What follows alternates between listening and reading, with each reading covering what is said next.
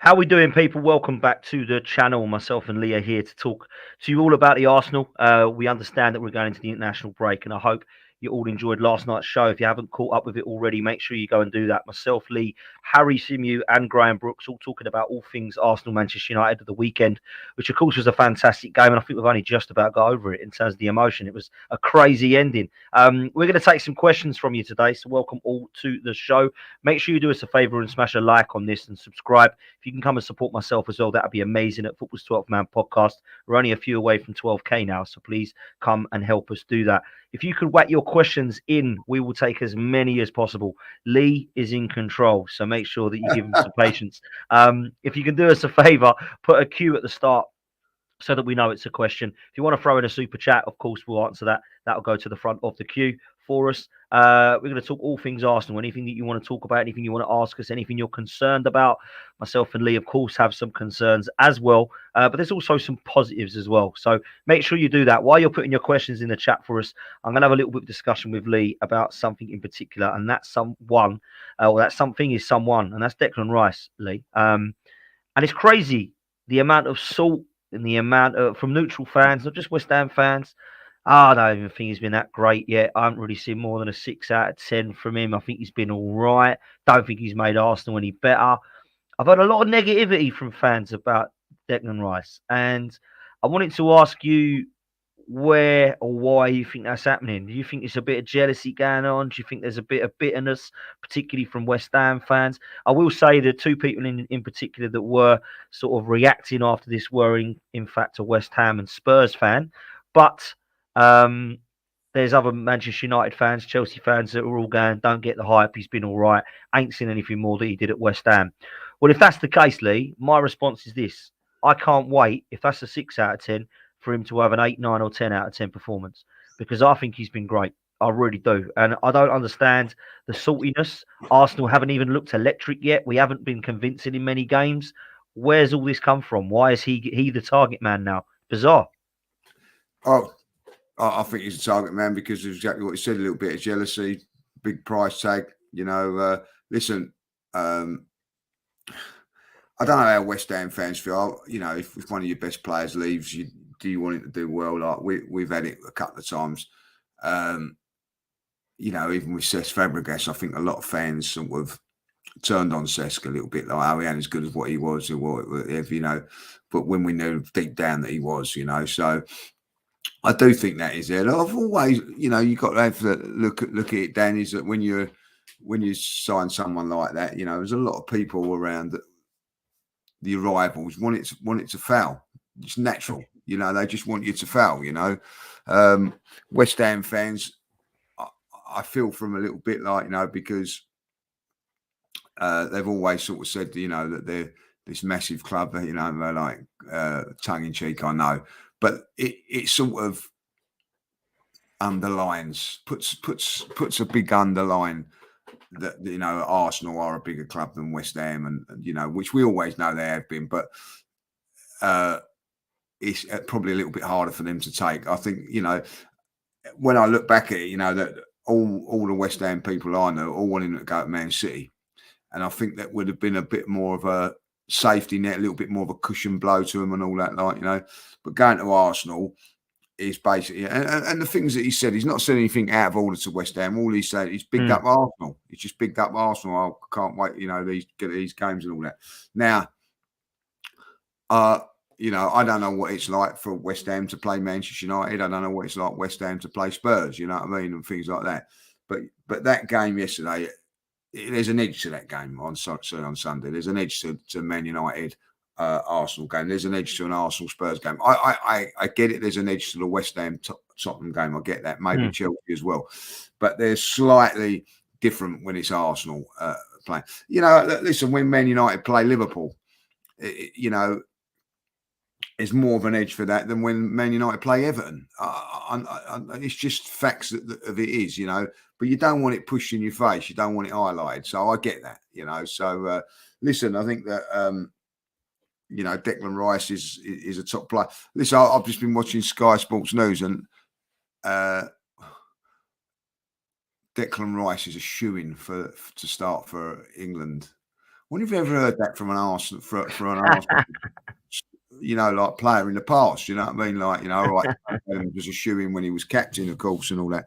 But you don't hear that very often, Dan. And to just sit there and listen to that today, shoe-in for Arsenal for England was Let me ask you this on England, mate. When Harry Kane, I know he's only 30, so it's not like he's miles away from retiring. But listen, Declan Rice is going to take the armband after Harry Kane for England, is he not? Yes, him or Bellingham. Yeah, I think I would say Declan Rice is more of a leader than Bellingham as far as vocal and that, but both very, very lead by example. And I think that Bellingham could get that role as well. So I think it would be out of them. So I think Jude Bellingham's special. So is Declan Rice. The thing is with both of them, I think it'd probably go in seniority at first. So Declan would probably get it for a few years. But sometimes along the line, the ultimate player gets it. When you look at the Maradonas, the Messis, and all that, I don't know if there might be better leaders and captains in that team, but they're the face of it. Do you know what I mean? So it could go to Bellingham for that reason, but I think I would definitely go. I think that Declan Rice. I think it'd be, it's a really interesting thing talking about England, but Arsenal as well, because if you look at Odegaard is the same age, so as captain, and to be honest, Dan, I think it's a privilege of being a captain of your club and everything like that. Give that up to go to Arsenal as well, yeah. So it's a big thing. What's weird is he's not actually taking the armband. Eddie Nketiah and Jesus have had it ahead of him. So he obviously isn't a vice captain. He obviously isn't a vice captain at Arsenal. So you're right, he's come there and he's not moaned about that. He's got on with it. He's like, look, I'm new here. I've got to make a name for it. I've got to earn it. I've got to deserve it. The guys are ahead of me. They've had longer time there.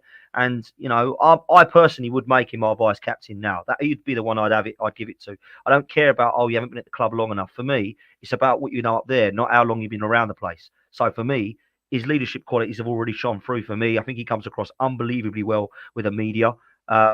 And I'm a big fan. But I wanted to bring up this question. So this one comes in from Kelvin, who says, Lee, does Rice have the potential to be an Henry type legend? And I know people will say, oh my God, carried away.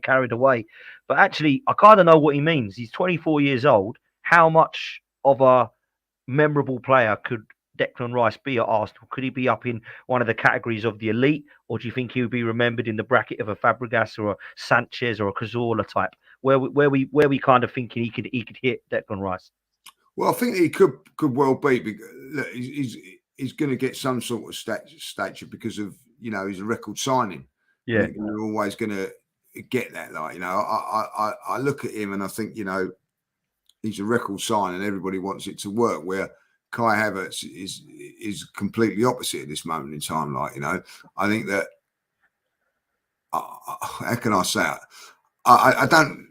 I think if Declan Rice had produced ordinary performances at the moment, we'd still be all singing his praises and all that. I just like the way he goes about things, Dan. You know what I mean? So I do think that he's definitely on that course to do that with those sort of performances. I just think when I watched him Sunday, I don't care what anybody says. Whether you think Man United are a good side or not, it's still a massive game. It's a big game, and he just shone. Yeah. And that's what top players do, Dan. You know what I mean? I'm sorry, they just do that. And I think that if he stays injury free, gets fitter and fitter, he'd be fitter for the Tottenham game. He'd be fitter for the Man City game, and they're the games when I think that we'll see him shine. But what I liked about him, and this is what I go on about talking when we was playing Palace. Said all the right things there. I'm looking forward to this game. I'm right up for this game. It's just all the right things, Dan. And if you're a manager that's saying all the right things, that's incredible to do. So I think he's I've said it before. I think he's very, very intelligent off the field. He knows how to work a crowd and all. Be a good comedian or something. He would, because he knows how to work the crowd. He does. You know what I mean? There's an art in It's that. an instant connection already, isn't there? It's bizarre. Yeah, there is, and Yeah. he's been able to do that, and credit to him, like, you know what I mean. Yeah, So, absolutely. Listen, this next question comes in from Ola. I'm going to call him Ola because I don't want to get your first name wrong, mate. I'm not even going to try that. Why is Arteta forcing Kai to work in this team? He should ease him in gradually. Now, this is a really good talking point, and it was one last night. This is where Mikel Arteta is going to have some options when he comes back from international break. Now, touch wood, we don't get any more injuries, but Thomas Partey looks like he's going to be out for at least 6 weeks. So, if my maths is correct, he's probably going to be back for around about late October when we play. I think it's Sheffield United away. He's going to miss all the others, unfortunately. It looks like he's going to miss the Champions League games against PSV and Lens. He's definitely going to miss the Brentford Carabao Cup game. Whether he'd planned that or not is debatable. He's going to miss Everton. He's going to miss City. He's going to miss Chelsea. He's going to meet Spurs. He's going to miss Bournemouth. It's a lot of games he's going to miss that are big key games. So Mikel Arteta's got an option here, Lee. He can either play Jorginho and keep the team the same. Declan Rice carries on playing in the 8. Ødegaard plays in the attacking 10 role. And Jorginho comes in. Or he plays Rice in that Jorginho and Partey role and has Kai Havertz and Ødegaard still. There is, of course, another option, which is Rice in the 6, and then he has Vieira or Smith Rowe in that 8 or Trossard in that 8. So there's a few options Mikel Arteta's got, and I wanted to ask you what you think he'll do. Is he going to persist with Kai Havertz there, or is he going to mix it up a bit, do you think, mate? well, we were talking about this yesterday. What would be your preference? And I think Jorginho coming in would be mine. You know what I mean? Yeah. And then, like, let Declan Rice do whatever off the back of that. Really depends on how long Partey's going to be out. You know, there's all sorts of rumours that he's only going to be a couple of weeks, 3 or 4 weeks. Now, if he's got a groin injury, and it's like what the sort of time scale you're talking here, that's a serious one to have. You know what I mean? Like, you know, so. I think Arteta said a few weeks, you know, so I don't know. So I think depending on that. But for me, like, Havertz now has got to step up then.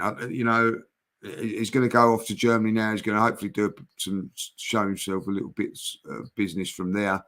And then I do believe that he's going to keep with him at this moment in time. It's a question now of who you play, Havertz or Jorginho, 2 ex-Chelsea players, you know, who you would actually play in that team. I'm very, very impressed with Jorginho at the back end of last season. You know, lost his place, unfortunately, through no fault of his own. I know people turn around and go, oh, you know, like Smith Rowe ain't getting in the team, Trossard ain't getting in the team, Vieira and all that. Like, you know, he's been very harshly treated. Not treated, that's wrong word, you know, but harshly, you know, with his form going into last season, you know, he would have expected to have had a good pre-season, Lee, is what I thought as well, Jorginho, to be fair to him. Yeah. So I think that, you know, it's a tough one. I think you've got to try and make Havertz work. I think if he's fit, he plays against Everton, and then we'll go from there. Like, but I think then maybe over this next month, I don't think you're going to see Arsenal's best team anyway, Dan. I think it's going to be chopping and changing a little bit. You might see it against Spurs. But listen, if for me, if Jorginho's playing in place of Havertz against Spurs and play teams, I wouldn't be disappointed with that. Yeah, fair play. Just on that one before we move to Ash's question in the chat. For me, against Everton, Bournemouth and Spurs, they're the next 3 that we're obviously got, right? If Havertz plays in those 3 and his performances are similar to the last 3, I think Arteta might have to just say, right, this ain't working. And he might have to mould him in. And I said this last night and I stand by it. I think that there are attributes Havertz has that must be able to help the team in some format. And for me, if we allow him to be a squad player and do what Vieira's done, which is come on and try and change a game, I think that might be an option for him to try and look at or pursue. Because if you're looking at a different dimension up top, Havertz could be that guy. Like in the Giroud type, you know, the one who holds it up a bit, links up, flicks on, stuff like that. That could be an option for him to use. So I hope that we could potentially look to utilise that if things don't work for him in that attacking 8, because I just don't see him in that position. That's just not a position I think he looks good in and comfortable in at all. So we'll see what Mikel Arteta does with that one. Yeah. Yeah, Ash West is the next one. Big up, Ash. Hope you're well, bruv. It says a question. Party is out for up to 6 weeks. Are you worried? I am. Now, I know we've just touched on this and we've spoken a little bit about Party being missing. I wanted to ask you because Graham come up with a great stat last night. 64% of the games that Party has been available for, he's been unavailable for, if that makes sense. So 64% of his Arsenal career, he's been injured.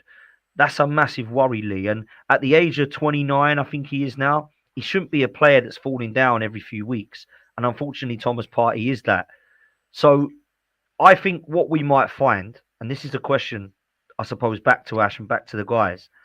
For me, next summer, people are talking about Arsenal going for a striker. But we're going to have to look at our midfield because we've got El Neni, Partey, and Jorginho that are all in their 30s. So again, we're going to be looking at the centre midfield and up top. Now, I still think we're short anyway, so we're going to have to look at it for sure in the summer. But Thomas Partey, I love him and I think he's so vital. But if this keeps happening, Lee, we might have to think about seriously replacing him. I'm surprised he didn't do it this season, Dan. There was options there, like three players have got, well, Caicedo was one, you know, a lot of money, I know. Laviner at Southampton, I think, was another one. Like, you know, I feel that we've got to be looking at doing that next season or whatever. I don't know, you know, if there's somebody that, you know, Paulinho is another one that at Fulham I'll be looking at seriously. Like, you know, almost went to Bayern Munich. I'm thinking, well, why haven't we gone for him there? You know, especially when you know that that this player's injured. And he was injured on the Thursday, so we could have, you know what I mean, try and got something over the line. I put it down to this, Dan, and it's really the analogy that, and someone told me, I'm not going to take my own thing. It's like if I've got a Rolls Royce outside and in my garage, you know, or my drive, it's the lovely car and all that, like, you know. If I go there on a Monday, it starts up. Then on a Tuesday, it don't. And then like Wednesday it starts up, Thursday it starts up, then Friday it doesn't start up. Eventually, don't matter how much that Rolls Royce looks and you like it, you're going to get fed up with the unreliability of knowing if every morning you're going to get up with you're going to start or not, like, you know what I mean? And I fear that could be coming up now for our side, like, you know. He's been valuable to us for the last few seasons. There's no two ways about that. And I still think he's a fantastic footballer. But my argument is he's 30 years of age now and he's never fit. There's always these injuries coming. Last season at Man City. Now, last season at Man City, do you remember the home game and he was injured and all that? We was all going mad and all that. If he plays, you know what I mean? Like he played against them in the... remember he played in the FA Cups fourth round game. Only played one half, got injured, had to come off. He was so dominant in that game. But he's never fully fit. And when he is fully fit, what happens, Dan, is that he gets fit, takes 3 or 4 games to get fit. Then for the next 4 or 5 games, he's unbelievably good because he's at the peak of his powers. And then he gets injured again. And then he has to go through that same process again, I have to say now, for the first time on Sunday, I weren't disappointed or losing my head that he weren't playing. That's because we've got other players now.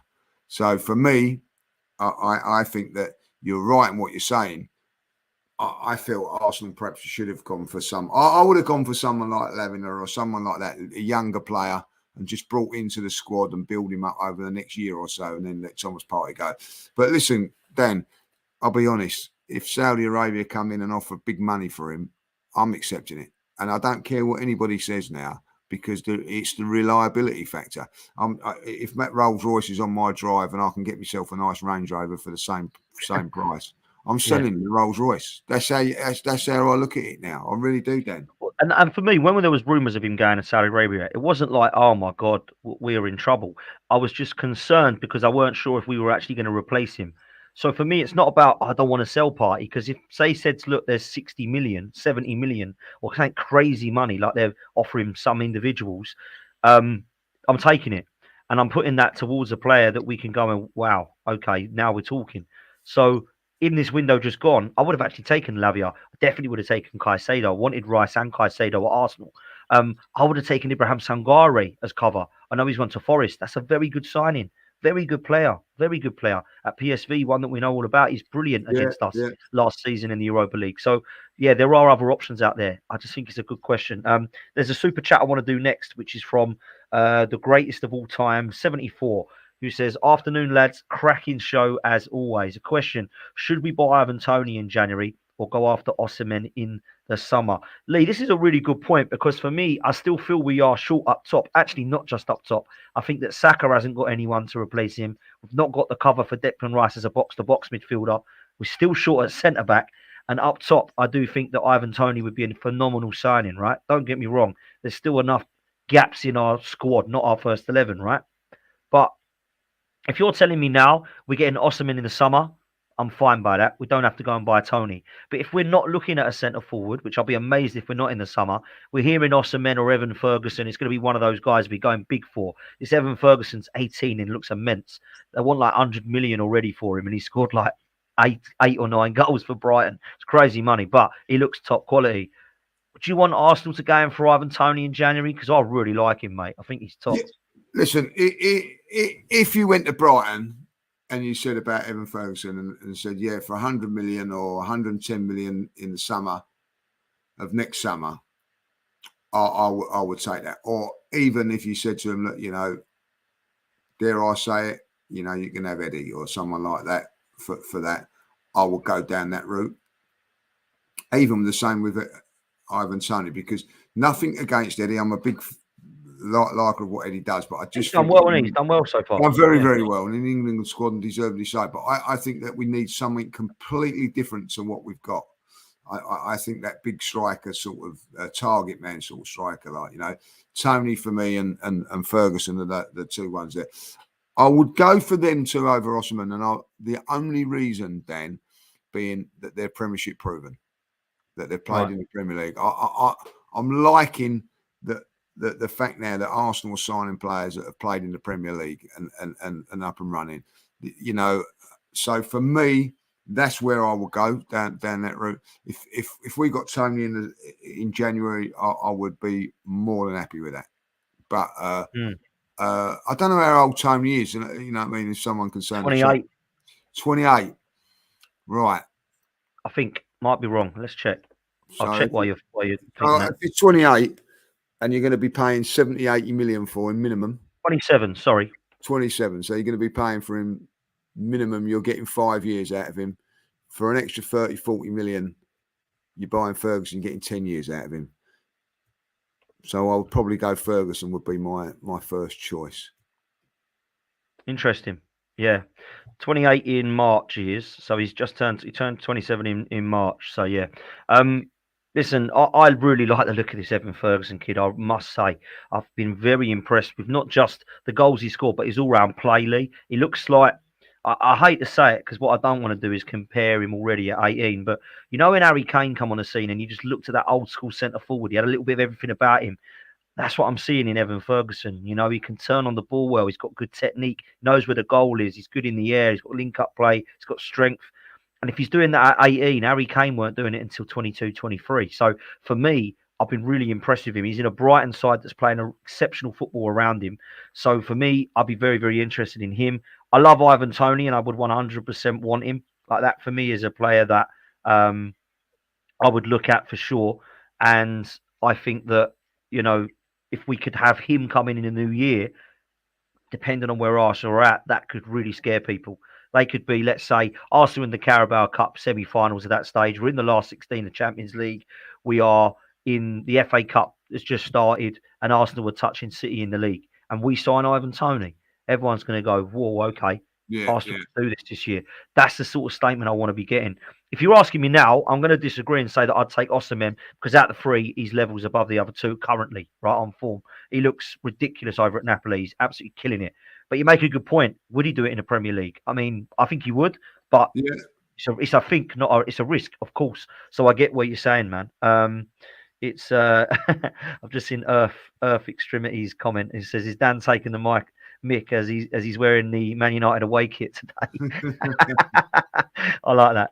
I really like that.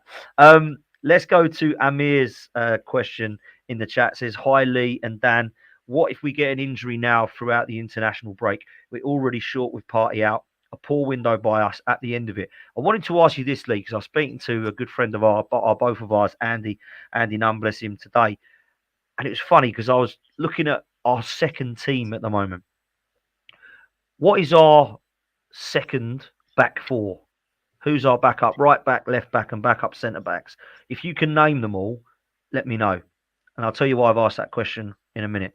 No, it's a very, very good question. I don't think that we have got four now. I think we're going to have to chop and change it a little bit, like, you know. So right.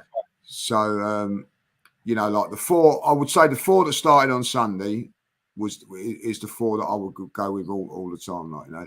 So you'd bring in Kivior as a left-sided central defender. You'd have to bring in Tomiyasu as either at right, left, or left back, and then you've got to keep one or two of them in that are already there. Right, there you go. Unless when Raul Walters can come in as a central defender, probably for the League Cup game, maybe, I don't know, but that's how I see it. I think that we're going to have to just chop and change a little bit over there, like so, because we haven't got the depth. We haven't got four central defenders now. We've got three. But what we can do is we can play Tomiyasu in at right back, say for the game against Seville. We can play Tomiyasu at right back, Ben White central defence, and Gabriel and Shinchenko, giving Saliba a rest for that game, ready for the Spurs game. Do you see what I'm saying? Like that. That's all I can see it going for. I can't see us playing any other way, unless he does actually see Thomas Partey as the right back. So that means then it'd be Partey still going to have a problem with the central defence, isn't you? With Tomiyasu playing left back, but don't forget Tomiyasu can play in the central defence as well, like, you know. So I think what he's looking to do, even like when Timber was there, was and like Timber's out, exactly. Timber's out. You know. He could play two or three positions. Tomiyasu can play two or three positions. Ben White can play two or three positions. So I think that's the route he's gone down. But I am with you guys. It is a gamble. It's just that only 2 weeks ago I said, look at this. We've got our back line. And then behind that, we've got Tomiyasu, Timber, Kiwior, and Tierney. And now we ain't. And I understand that Rob Holding and Tierney are gone and Timber's injured. But we did nothing in there. So what I'm now clinging on to is that Saliba don't get injured, because we are really, really weak at the back there. And I just think we might have left ourselves a little bit short. Now, you might be right. Raw Waters, he might be ready. I don't know. I've no idea. I don't watch him in the youth games. I know that Lloyd Skelly and Nwaneri are the next two knocking on the door, and Kozia Dubry, but they don't play at the centre-back position or right-back position. So I do worry about that. And I had no worries only a couple of weeks ago when we had Tierney and Timber there and still Rob Holding there. But I don't want Rob Holding here, but we needed to replace him if we're going to sell him. Yeah. Kieran Tierney wants first-team football. You know my thoughts, Lee. I'm not a fan. I'm really upset about it. But we kind of have left ourselves short there, because Tomiyasu is now our backup right back and backup left back. And Kiwior is our backup left centre back and our backup left back. So it's short, man. It's short. I can't lie. You know, in the other positions, we know Raya's going to play. We know Jorginho, Havertz, Vieira, Trossard, Smith Rowe, Nelson, Eddie. We know all those positions. Yeah, we're stocked in those positions. Sometimes the level of drop-off isn't so good for the first team, but in terms of a backup, we know who they are. At the back, we actually don't even have another back four. We've got to stick two of them in there still. That's a worry for me, man. It is a massive worry, but there is January to come up when we may have to look to address that and all that, you know. So, listen, I think like with the midfield, I think, you know, when you say we need a box-to-box midfield player, you know, Nwaneri might be the one to come in at some stage in the next couple of years. You've got to worry about that a little bit, where you don't want to block up paths for players coming through, and he looks like a special talent. But I you know, only Mikel knows this. You know, I know it sounds silly, like, but we're not privy to the training and what Waters is doing. The one thing I will say about Waters is that he's not gone out on loan. So there must be a reason. But neither has Cedric yet. No, Cedric and that, and of course, we've still got Pepe there at the moment. So I don't Like know. he might be going to Besiktas. Is it Besiktas or Saudi? It looks like he might be going Pepe, but Cedric is still there. But that's an option. But for me, I don't see it as one that I want to take. I'd rather play Walters, if I'm honest. It is an option. So, like, if there is a right back issue, then Cedric comes in there for the moment. Like, listen, I'm not saying it's a great option, but I'd rather play Cedric at right back, say, against Brentford away than risk Saliba. So, do you know what I'm saying? So, like, we've got to play Saliba. So, I'd rather say, well, Cedric can play there. Ben White can move over. White in the middle or something. Yeah. That would be the only reason, Dan. The only reason. Yeah, no, fair play. This next question comes in from Arsenal since 1987. Big up. I know you're a regular listener, so I appreciate your question. It says, Dan and Lee, why doesn't Arteta put Trossard on for Saka? Wouldn't that work? Now, we have seen Trossard play on the right wing, to be fair, a couple of times, and it ain't quite looked the same. He's normally been better in an attacking option centrally or coming off as on the left. So I understand where you're coming from in terms of Trossard. I actually would like to see him play more. I wanted to see him start games up top when Jesus was out ahead of Eddie, but Eddie's done really well. I think when Trossard was showing what he could do in pre-season, either from the left or up top, I was really impressed. And I think Trossard through the middle, I think it was Fulham away, he got a hat-trick of assists in the first half. First time it's ever been done. And I think that when you look at what he can bring, his quick feet, his link-up play, I think he's got technique and flair. I think he knows where the goal is. It's just a shame that he had a really poor game when he started against Fulham in the first half and he had to be subbed, along with a few others, to be fair, actually. He got subbed, but actually it weren't just him who was poor. But on the right side, there's an issue, Lee, because everyone's coming on the left. Vieira, Nelson came on the left-hand side the other day. Smith Rowe we ain't seen. He's left wing. Trossard can play there. Martinelli starts there. There's none on the right, though, other than Saka, is there? Big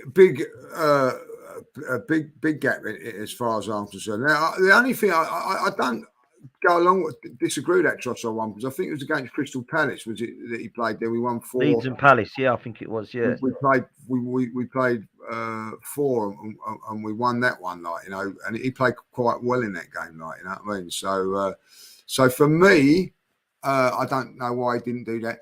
I know it's hard at this moment in time, and people are going, oh, why ain't Trossard playing and all that? He didn't come on Sunday because the substitutions worked. I have to say that. It's nothing against Trossard. I thought that maybe he could have come on for Nelson, but I've looked back at Nelson's cameo. It was brilliant. He really contributed in that sort of 10 minutes that he come on. As did Vieira, at the beginning 2 weeks ago, Dan. Be honest. If you'd have said, right, we're bringing on that time against Fulham when he was bringing on, I know Trossard had come off by then, but when that substitution was coming on, none of us were saying, "Oh, Vieira, this is going to be the thing now." But he's come in and took his moment. Trossard's took his chances, by the way, so it's a little bit unfair on him, But yeah. I feel that there may be that when these games are coming up thick and fast now, Saka, by the way, is not training today with England, is he? He's doing another sort of thing. So, right, it could be that Trossard will come in, but be that man to come in and play him, And this is the thing, if it ain't Trossard, you've got Smith Rowe. If it ain't Smith Rowe, you've got Vieira. If it ain't Smith Rowe, you've got Eddie to come in. There is a lot of big options in those front spaces. And for me, about Trossard, and I think here's the thing: when as harsh as you might think this is, Dan, when you get your chance, you've got to take it. And he hasn't took it. Now, I know what people are going to hit back with me with, and quite rightly so. Well, Havertz hasn't done it as well, I can't answer that. I can. He wasn't 65 million. No, well, that's the only thing that I can think of, you know what I mean? Exactly that. 100%. Reasonable doubt. We're going to go for another few minutes, guys. So if you want to whack your questions in, please do. Reasonable doubt says, do you guys think getting Havertz instead of Madison, Kudus or McAllister is a costly mistake? You can't say yet. You can't. Unfortunately, we don't know because the season isn't done. It's only just started. I tell you who I would have out of those four, though, and you know what I'm going to say. The one who's killing it at Spurs at the moment and has changed them and transformed them going forward, and that is James Madison. I love Kudus. I think he's a sensational talent. I think Alexis McAllister is a very good player and has done a lot of good for Liverpool already this season, but it's gone unnoticed. But Havertz, for me, has got a lot more to prove out of those four. And I know that Kudus hasn't really played much yet, but we all know the talent's there. You've got to do it in the Premier League, just like Havertz has got to. And obviously, I'll judge Kudus once he's played a season at West Ham, and I'll judge Havertz the season at Arsenal. But I would take James Madison tomorrow. And I wanted him and Diaby, Lee. I really did. I wanted Madison and Diaby. You remember me at the last day of last season? I said I want Madison, Diaby, along with Rice and the other guys. We didn't get either. Both of them were 80 million. Arteta has got to make Vieira and Havertz work here because he spent 100 million on them, not 80, which like them two would have cost. So this has to work with Havertz and Vieira. Lots of pressure on Arteta and also on Kai Havertz with the big price tag, just like there was with Pepe and Ben White and the other, Declan Rice, all these players we spent a lot of money on. Where are you at this, mate? If I could have given you at the start of the window out of those four, which one would you have liked to have seen come to the Arsenal? Well, listen, I like Madison. I like his attitude. I like everything about him. I don't like him now because he's gone Spurs, but yeah, I thought he was. The only thing that would have put me off Madison was his injury record. Yeah. It wouldn't surprise me if he goes to Spurs and never misses a game. But if he come to Arsenal, we'd probably miss 50% of the game. So I don't know, McAllister would have been a good sign because of the price of what it was. I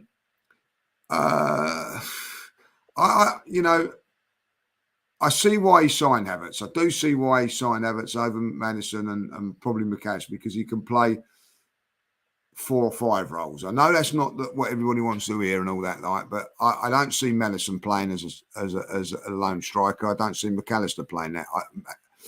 Havertz can play that, but at this moment in time, Madison's made a massive difference to Spurs. Massive difference to Spurs. Wasn't hard, if I'll be honest, to come into that midfield and make a difference. If I'll be honest, no, because it's been pretty poor. I agree. So I don't know if they'd have signed Havertz, it'd have had the same impact. I don't know, but for me, this Havertz one is going to be the one. I think it's the pressure. It's going to put pressure on Arteta. It needs to work. The Vieira one, not so much. I think Vieira's been bought not just as a squad player, but for the future. I think there's a player there, and I think we'll progress in the next couple of years. On a slow burner sort of thing, if you know what I mean. But for here and now, Madison's come in, impact straight away. McAllister impact at Liverpool. Havertz nothing at this moment in time. He needs to do that, Dan. He needs to make an impact. I'm at the thing at this moment, and you're right. Judging, let's see what happens at the end of the season. Let's see who's the best at the end of the season. It's like the hare and the dog, and what's it? The hare and the tortoise. It is a marathon, because they're out in the lead at the moment, Madison and McAllister, but that doesn't mean Havertz can't come good at the end of the season. See where it goes, At this moment, though, I don't see it working. If I look at it in current form, what I see on Sunday, I fear for him. But you just got to see, There's still time. There's still time. And do you know what? Football's a funny game, Dan. You know what I mean? Everything that went wrong for him on Sunday. I look back at it, missed chance, you know what I mean? He's got to score that. If he scores that, who knows what happens after that, you know what I mean? His confidence would have been up. If he scores that and he wins as a penalty, then everyone's loving him. He gives away the ball that gives a goal, and then the penalty he gets turned over, So it just isn't happening for him at the moment. I'm just gonna hold my fire on him at the moment. I don't think we're firing on all cylinders at this moment in time. I admit that, but let's just see where it goes. I've seen players like this before, and everybody says, they're not good enough, and then they turn into great players. And I'm going to mention 3 players now. 2 of them are and I'm not putting Kai Havertz in this bracket, I'm not saying that, but 3 players, 2 of them, 2 of the greatest players that probably ever played for Arsenal. The other one in the top 5, right? When they first come to the club, took Bergkamp a little while to settle and get to his best. Took Henry a few games before he started becoming the player. If you'd have watched Henry in the first few games, you would never have said that he's going to be the player that he was, right? And you know, we can all admit that. And the third one was Robert Perez. Robert Perez took ages before he became what he was. So I know that I'm clutching at straws a little bit. Like, you know, let's just give him a little bit of time. Let him settle down. Yeah.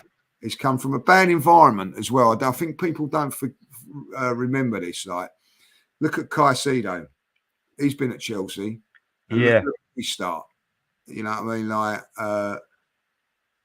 there's a few of them at Chelsea that have not done anything.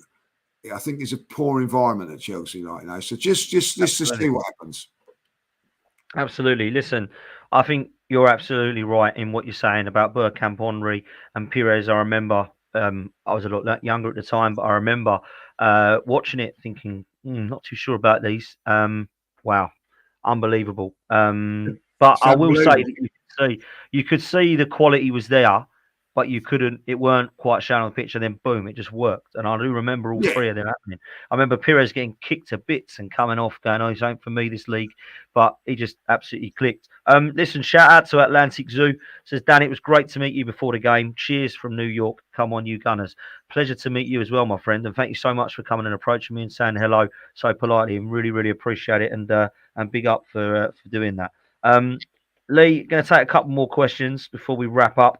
Yorkshire Gunner has come up with one. Says, West Ham have signed 3 good midfielders, in my opinion. We need numbers for cups. Would you rather have Rice or West Ham's through new signings, which are Ward-Prowse, Kudus and Alvarez? I'm taking Declan Rice, man. I love him already. Yeah, well, we've got midfield players. Come on, like, you know what I mean?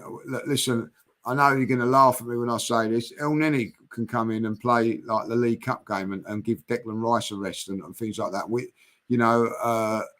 We've still got Jorginho. We've still got, you know, Havertz. We don't know about, like, you know, Vieira looks like he's turning into a class player, and we've got some very, very, very good youngsters coming through our youth system as well. Like, so don't sleep on them as well. Like, you know.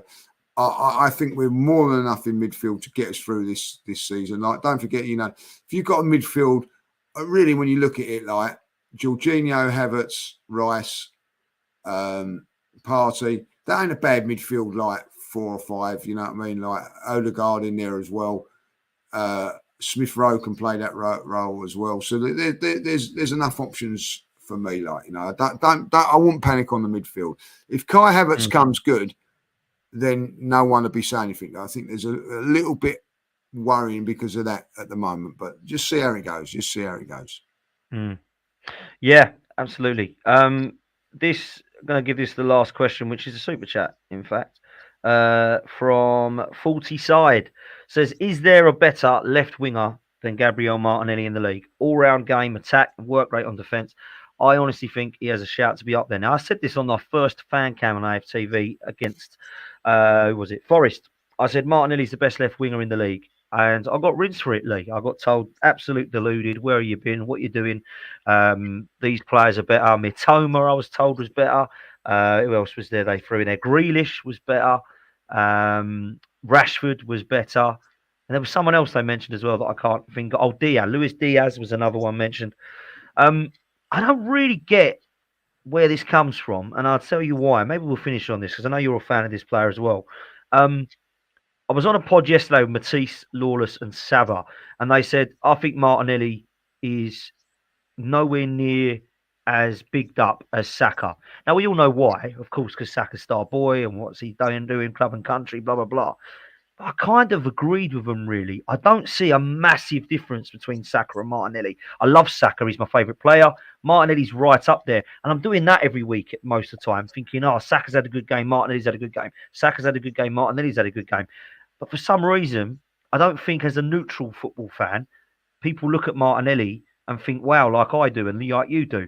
I would have him over Rashford. A lot of people will say no. I would. I'd have Martinelli over Rashford. I think Rashford's a fantastic player, and it doesn't mean that Rashford's poor. I'd have him over Grealish. I think he scores more. I think he creates more, and I think he's, for me, a better all-round player. And I also think Matoma is just raw talent, but I've seen Martinelli do it for a good few years now. Matoma's just come on the scene. So the names that are being mentioned, Lee, I don't know. I think there's a bit of disrespect about Martinelli from some fans, mate. I've got to say it. So let it be. Let it be. Listen, Spurs fans said Kulusevski was better than Saka 2 years ago. You know, listen, I'm not really interested in what Rashford's doing or whatever. Like, I don't care about Grealish. You know, I wouldn't swap Martinelli for any of them. Now, that doesn't mean to say that they're better and whatever. I enjoy watching Martinelli play. I enjoy watching his industry, his work rate, what he does.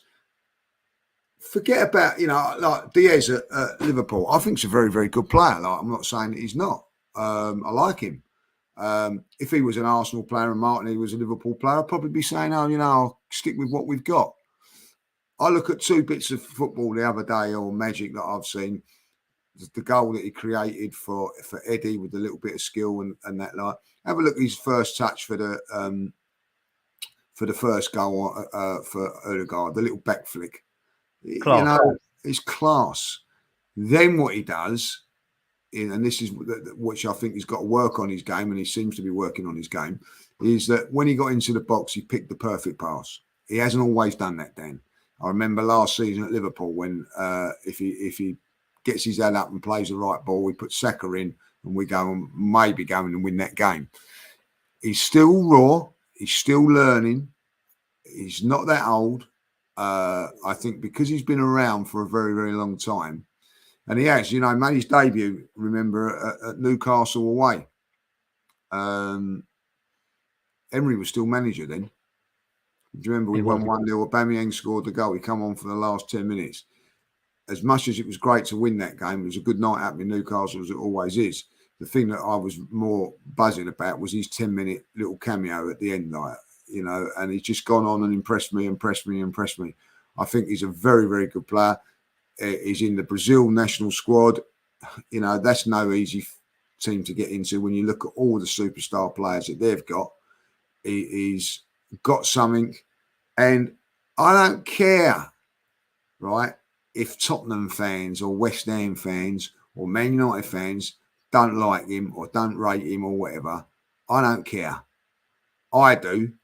He's an Arsenal player and I love it. And that's all that matters to me, like, you know what I mean? Like, it always get into my team. You know, they do these starting 11s and all that. It's Saka straight in, like, Martinelli don't get in. But for me, Martinelli will always get in. And I thought, if you go back and look at that game, I'm going to tell you that now. I'll take that Wan-Bissaka of Man United as the only defender I'll take out of Man United, right? He is a very, very good defender. He was having to go to his absolute limits to contain Martin. It was a great contest, a great contest. Diving into tackles. He will be sitting at home now knowing that he's had probably the toughest game of the season so far, right? And that's because of Martinelli. End of. Mate, absolute facts as always, my friend. I'm a big fan of Martinelli. And listen, I don't think people are slagging him off and saying he's rubbish. I just don't think he's appreciated as much as perhaps he should be. And I think Saka is, and rightly so. But I think that Martinelli needs to be given a lot more flowers as well. We're going to leave it there. People, it's been a pleasure. Thank you so much for your super chats. Thank you so much for your questions. It's been a pleasure. Myself and Lee will be doing more of these shows, so make sure you stay tuned. If you do like the video, we'd much appreciate it. And also subscribe to the channel. Our next target is 40k, which we're heading towards now. So please make sure that you're part of that community and join us. And we will see you next time. Lee, hit the button and see us out. Take it easy, people. I will do. Listen, have a lovely day and enjoy the weather out there because it's sensational.